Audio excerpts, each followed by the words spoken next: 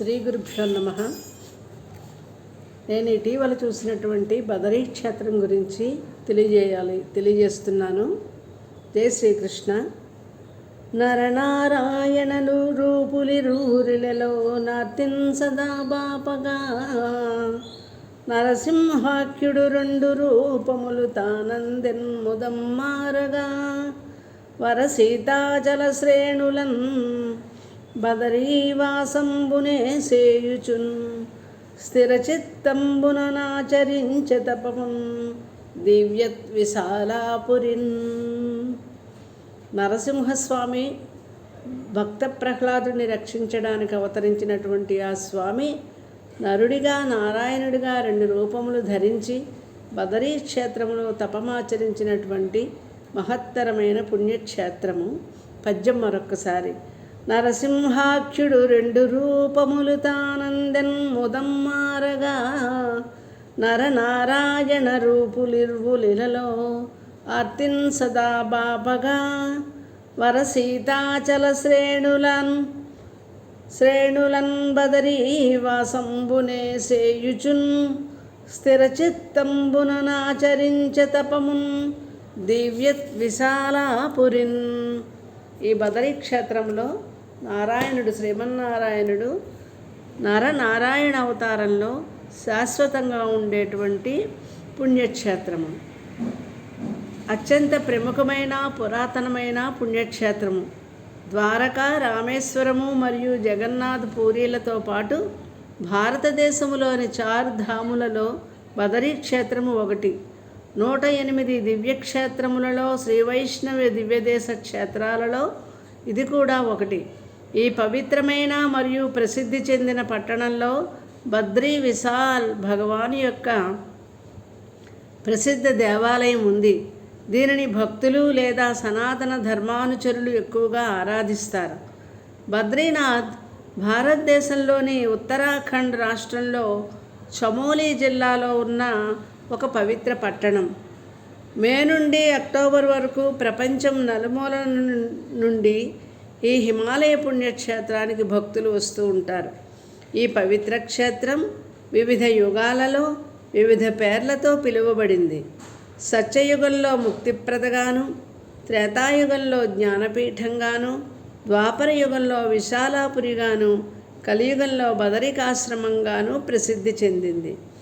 వేదవ్యాసుడు ఈ ప్రదేశంలో వేదాలు, 18 పురాణాలు మరియు మహాభారతాన్ని రచించాడు. శివుడు మరియు దేవతల రాజు ఇంద్రుడు కూడా ఇక్కడ బ్రహ్మహత్యాపాతకాన్ని వదిలించుకున్నారు. 7వ శతాబ్దంలో జగద్గురువు శంకరాచార్యుల వారిచే బద్రీనాథ్ను ఒక పుణ్యక్షేత్రంగా తిరిగి స్థాపించారు. ఈ ఆలయము విష్ణు పురాణము మరియు స్కంద పురాణము వంటి పురాతన మత గ్రంథాలలో ప్రస్తావించబడింది. ఇది 6వ, 9వ శతాబ్దాల నుండి అజ్వార్ సాధువుల ప్రారంభ మధ్యయుగ తమిళ శాసనమైన దివ్య ప్రబంధంలో కూడా కీర్తింపబడినటువంటి క్షేత్రము బదరీ క్షేత్రము. ఈ క్షేత్రాన్ని సందర్శించడం వల్ల కలిగే ప్రయోజనాలేమిటి? క్షేత్ర దర్శన మాత్రేణ ప్రాణినాం నాస్తి పాతకం. ఈ పుణ్యక్షేత్రంలో దర్శనం పొందిన తర్వాత పంచతీర్థాలలో మరియు తప్తకుండాలలో స్నానం చేసినవాడు శ్రీ ఆది కేదారేశ్వరుని దర్శనం చేసుకుని బద్రీనారాయణుని ప్రదక్షిణ చేసినవాడు సర్వ పాపాల నుండి విముక్తి పొంది పుణ్యఫలం పొందుతాడు. విష్ణు నివాసం విష్ణులోకం పొందుతారు అని స్కంద పురాణం చెప్తోంది. బాధ్యయాఖ్యం హరేక్షేత్రం త్రిషు లోకేషు దుర్లభం, క్షేత్రస్య స్మరణదేవ మహాపాతక నాశనం. 3 లోకాలలో బద్రీ క్షేత్రము ప్రముఖ క్షేత్రము. బద్రీ క్షేత్రాన్ని తలుచుకుంటే మహాపాపాలు తమ పాపాలను పోగొట్టుకుని మహాపాపులు మోక్షాన్ని పొందుతారు. అశ్వమేధ సహస్రాణి వాయుభోజ్యే చ యత్ఫలం క్షట్రాంతరే విశాలాయం తత్ఫలం క్షణమాత్రం. వేలాది అశ్వమేధ యజ్ఞాలు మరియు ధ్యానం చేయడం వల్ల పొందిన ఫలితం బదరీ క్షేత్రంలో ఒక్క క్షణం ఉండడం ద్వారా పొందవచ్చు. సర్వతీర్థావగాహాన్ తపోయోగ సమాధిభిః తత్ఫలం ప్రాప్యే సమ్యక్ బద్రీ దర్శనాత్ గుహాత్. ఇతర పవిత్ర స్థలాలలో తపస్సు, యోగము మరియు సమాధి చేయడం ద్వారా గొప్ప పుణ్యం లభిస్తుంది. ఈ ఫలితాలన్నీ కేవలం బదరీనారాయణుని దర్శనం ద్వారానే లభిస్తాయి. ఇంకా స్కాంద పురాణంలో బదరీ క్షేత్ర మహిమ, ఈ క్షేత్రాన్ని దర్శించే భక్తుడు బదరీనారాయణుని యొక్క ప్రసాదం ధాన్యం, ఆ ధాన్యాన్ని సేవించిన మహాపంచపాతకాలతో సహా అన్ని రకాల పాపాలు తొలగిపోతాయి. ఈ పుణ్యప్రాంతాన్ని సందర్శించేవారు విష్ణు రూపాన్ని పొందుతారు.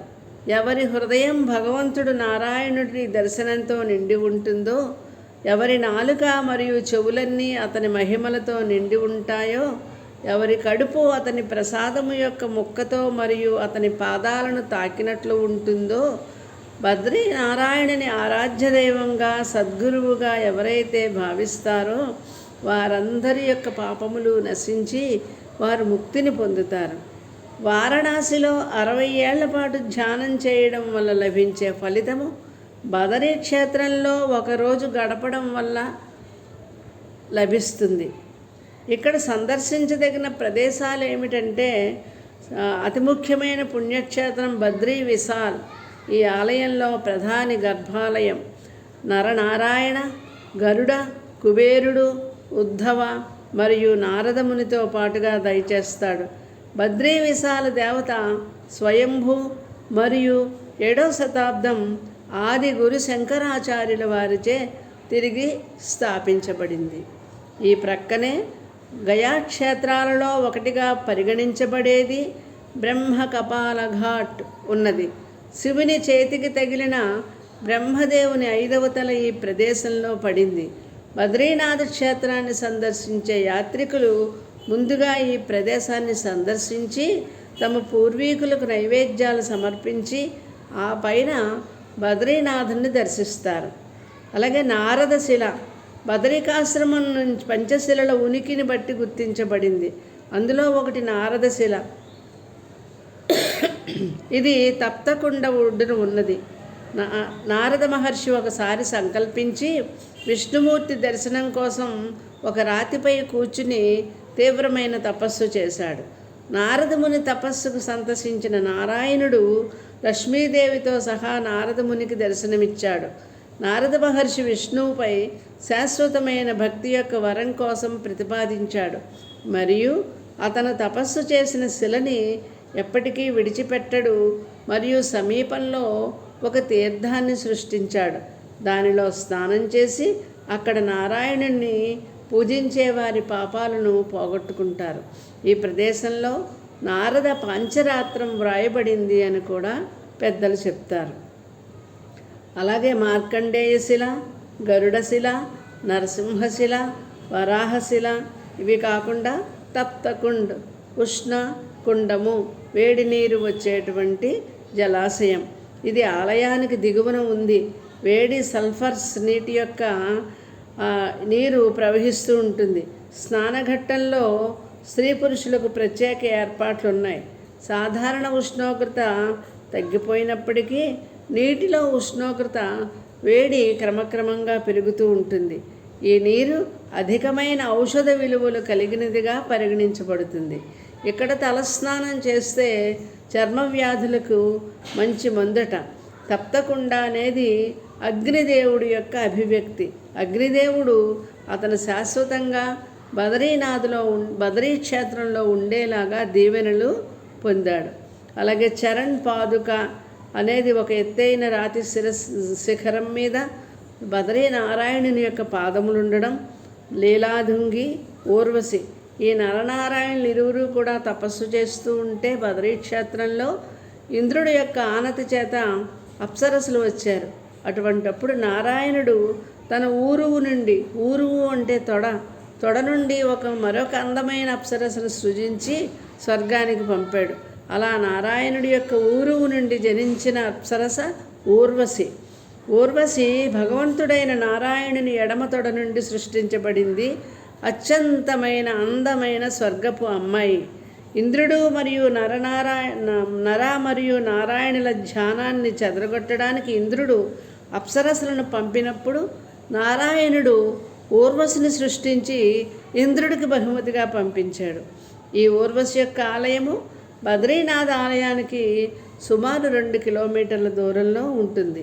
అలాగే నందాదేవి ఆలయము, ముచుకుంద గుహ, హేమవతి అనేటువంటి గుహ, ఆది కేసరాలయము, కేశవ ఆలయము, మాతామూర్తి నిలయము, శేషనేత్ర, కేశవ ప్రయాగ, భీమశిల, వ్యాసగుహ, గణేష్ గుహ, వసుంధర జలపాతము, ఘంటాకర్ణ దేవాలయము, ఇవన్నీ కూడా బద్రీనాథ్ క్షేత్రానికి సమీపంలో ఉన్నటువంటివి. బద్రీనాథ్లో దాదాపు ఏడాది పొడవునా చల్లటి వాతావరణం ఉంటుంది. ఈ ప్రదేశాన్ని సందర్శించడానికి మంచి సమయం ఏంటంటే మే నుండి జూన్ మరియు సెప్టెంబర్ నుండి అక్టోబర్ మధ్య. ఈ పవిత్ర స్థలాన్ని సందర్శించడానికి యాత్రికులు తండోపతండాలుగా ఇప్పటికీ కూడా వెళ్తున్నారు.